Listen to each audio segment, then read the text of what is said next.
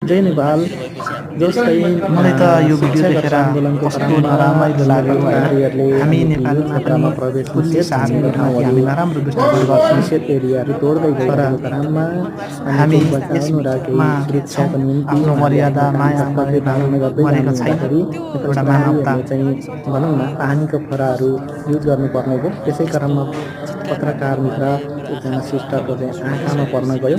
त्यही अवस्थामा यो कानुनले गुसियो।